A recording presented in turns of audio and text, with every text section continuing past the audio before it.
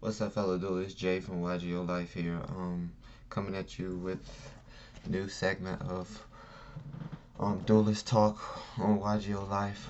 Today we're going to talk about pot of greed cards. What I mean by pot of greed, just talking about a draw card that allows you to basically draw two from your deck, just like pot of greed. Even though pot of greed is still banned, understanding that pot of greed potential still, if you play traditional format, that you'll be able to draw two cards playing one of these, but other cards that rely on recycling this in traditional format. But a lot of people don't play traditional format, so I'm just talking advanced cards for when you play advanced like pot of greed. So I'm gonna go ahead and get into this segment. If you have not already subscribed, please subscribe. Playing your deck profiles and stuff. Just still thinking of more video contents, trying to be unique with this segment. But so just talking about cards like pot of greed. Starting off first, since the dawn of Blue Eyes, basically you have trade-in level 8 monsters. You play deck with a good amount of level 8s or a good synergy of searching level 8s. You can play trade-in as a alternative card for like pot of greed. This one very depends on playing high level level 8 monsters in the deck.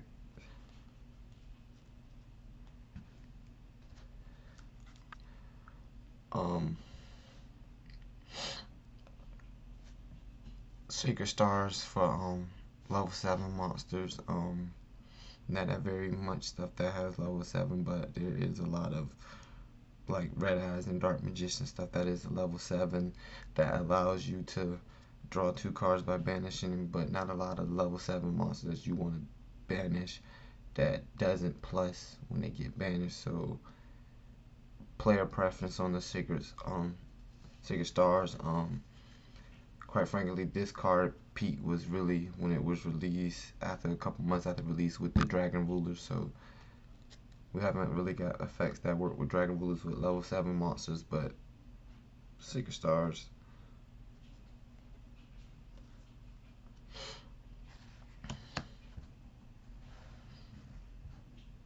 Still seeing play today and well using a lot of dark attribute decks, Allure Darkness, being able to just draw two cards. This was one of them cards where you would use Sangan back in the day, 3 Sangans in the deck just to search through the archetypes, which I'm seeing that people are not doing anymore because of playing hand traps. So they rather wait to draw cards instead of using cards to more search it things in the archetype to get to other combo pieces. But Allure for them decks that draw two pot of greed for dark decks by banishing a dark.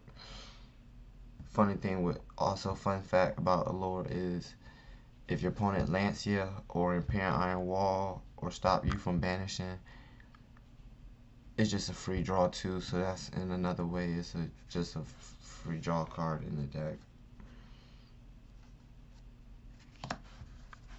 Or Iconic hand destruction. Each player send 2, you draw 2. Honestly, with a lot of people playing hand traps and Call by the Grave being hit, you really can hinder your opponent with this. Want to keep hand traps in the hand and send other stuff from the deck. Think they'd be able to summon from the graveyard, but playing Ghost Bell or Royal Prison will have your opponent deck wreck. Will have your deck wreck, your opponent deck wreck basically. Since the release of Pot of Desire, this card, people will banish 10 cards from top of their decks to draw 2. I understand the concept, especially when you play decks of 3 ofs, 3 ofs, 3 ofs. It just allows you to burn through your deck to draw 2 cards that you can extend with.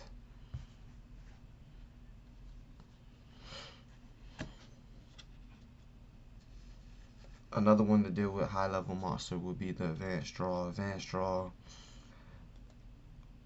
Only deck I really see it running in is Heretics when you do, if you play Heretic deck with Blue Eyes White Dragon as a variant. This card really plus with the trade-ins and the card of consonants. Also, card of consonants is another card I just don't own any copies of card of consonants right now. Another funny, another good card that's specific.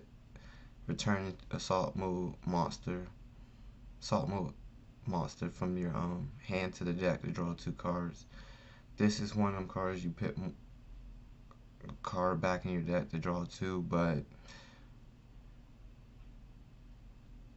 I guess it has this certain perks like a Zodiac deck, and that's another reason why some of these cards I'm talking about, because of these cards having potential in decks like Zodius being the FTK. These cards has no problem with you playing them. Magic Planner, when you play a deck with continuous traps, Phoenix Chain, Call to Hunt. After that monster is moved from the field,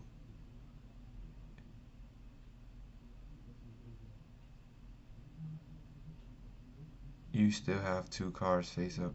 You still have face up traps on the field. You just send it to the field to draw 2 cards. And the final card is Ancient Leaf. Like Aroma Plants, plant deck having more life points.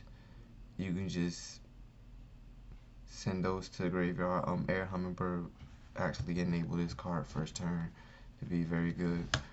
But it's basically Y.G.O Lyfe, and in this segment talking about just food for thought for draw cards, being able to draw 2